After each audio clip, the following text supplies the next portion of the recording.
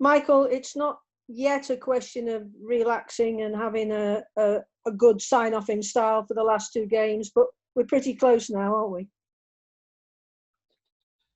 Well, yeah, we're close. I don't know what's the best terminology to use, but equally, we can't just stop playing now at this point in time because we think we're safe. Although, mathematically, there's still work to be done. We have to finish the season strong regardless of that. So that means 2 good performances and hopefully 2 good results, but most importantly 2 good performances and 2 tough games against 2 very good teams, teams that are obviously either vying for automatic promotion or certainly for the playoffs. So it's good for us to test ourselves against teams at this end of the division. We played well at Bristol, and the team looked, as you said, very efficient with good shifts put in by all the team. But the last 15 minutes, as you would expect, the players tired because there's a quick turnaround, isn't there? This is another 3-game week, and do you feel you have to make changes tomorrow to cope with the pace and movement of Brentford as well as the fatigue you'll have experienced in this last week? Well, yeah, I think ideally you would, but I'm not sure, to be honest, we have the strength and depth to do that. You have to look at the bench the other night. There was a lot of very young players on the bench. So, we've essentially relied a lot in post-lockdown and really maybe only about 14 or 15 players being able to give us what we felt we needed in these games. So, yeah, look, I was pleased with the performance the other night. And one of the things we said to the players today is that, get used to it because next season will be similar. There'll be a lot more midweek games because the season is obviously going to be shorter. And so we will have to play, I think, as many as maybe 14 midweek dates, I think, is provisionally scheduled. So bearing with that in mind, we're going to have to get used to playing. Where we suffered a little bit, I think, on Wednesday was, we'd played a tough game on the Sunday as a result of having played on the Thursday. And once you play on the Thursday, it kind of knocks you out of sync for the rest of the week. And we ended up obviously having a day's less recovery against Birmingham and then a day's less recovery against Bristol City. So I think that was in our legs a little bit in the final 10 minutes of the game. But equally, what we got was a colossal effort. And, as I said on the night, a point was the very least we deserved from the game. When you talk about the games and the matches we've played since COVID, and obviously there's been the break in between, do you think, and it's hypothetical, do you think the results have panned out pretty much as they would have if we'd have carried on? Because we were certainly on a roll, you would call it, pre-COVID, and then the illness with yourself, the not being able to get in an extra practice game, it just makes the circumstances in which you've almost got us over the line seem so good. I mean, you got 42 points from 29 games, but you must be pleased with that. I know you're not going to be massively championing the fact that hopefully we stay up, but you must be quite satisfied with what you've achieved given where we were when you came in. Well, yeah, I mean, we were rock bottom when we came in, obviously, with 8 points, I think, and I think a pretty dispirited bunch of players because obviously it had been very difficult for them in the opening part of the season. And, in reality, since coming into the Championship, already 2 managers had been in post and it hadn't worked out. So that churn doesn't aid to continuity, certainly in terms of where players are. So yeah, the 42 points is a healthy total. I'd have liked more, if the truth be told. I think our away form needs to improve. Well, I know it needs to improve, and certainly, we have to look at how we do that going forward next season.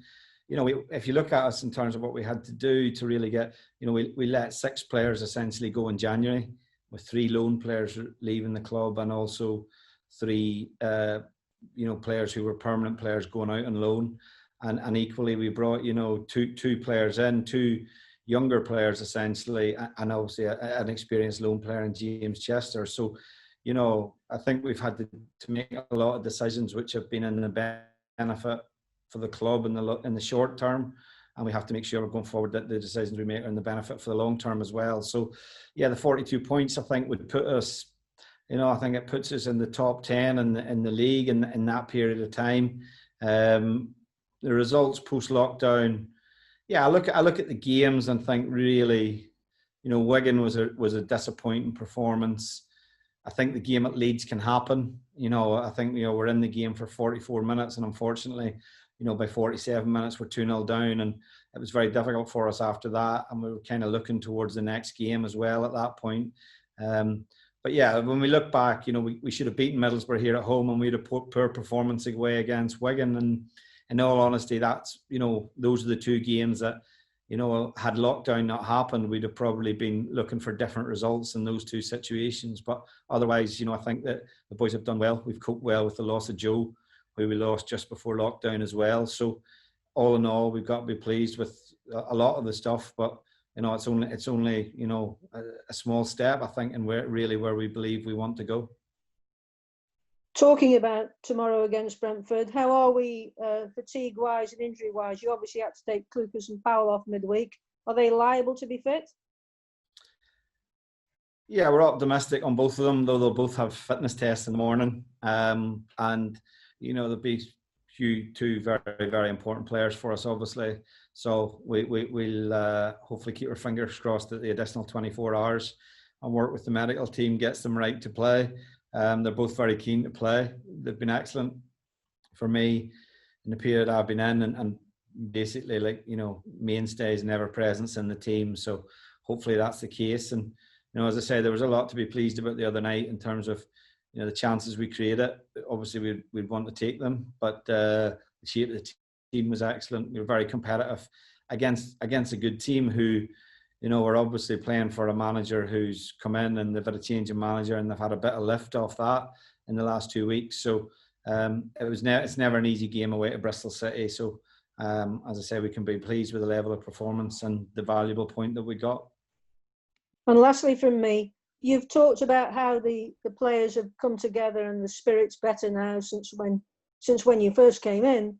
But is it true that you've made the group of players that you're working with even smaller now, and a lot of the youth that you were trying to give chances in training with, you've sort of put to one side until next season to get us over the line? Yeah, well, when we came back, we really weren't. We brought maybe, I think it was 4 of the younger players in. In terms of players who have just come out of 18s and moving across into 23s football, namely Will Forrester and Adam Porter. We brought Gabby Karimati in as well. And I suppose when we came back post-lockdown, we didn't know what was going to happen. For example, if we had 10 players had tested positive, we would have had a scenario on our hands that we would have had to deal with at that point in time. And those players, it was good to see them on a first-hand basis with the first team. So that's good, because one of the challenges we've always had is that we have too many players, and at times it's been difficult to get the younger players training with the first team and around the first team as much as we would like. And as I say, the other night so we have trimmed the squad a little bit, and those younger players have been a little less involved because the regularity of the games means that the training time is quite minimal. And the younger players that we have on the bench, I think that's encouraging. But if I'm honest, the younger players have to do more than they've given us to date. We need more out of that group of players in terms of where we would like to see the level they're at the club. We've been a little bit disappointed in some of them in relation to how they've returned post-lockdown in relation to their fitness levels. So those are all things that we'll have to address going forward. Well, good luck tomorrow. Thank you for your time, and hopefully after 3 points tomorrow you can switch off a little bit before Wednesday. All right. Thanks, Angela.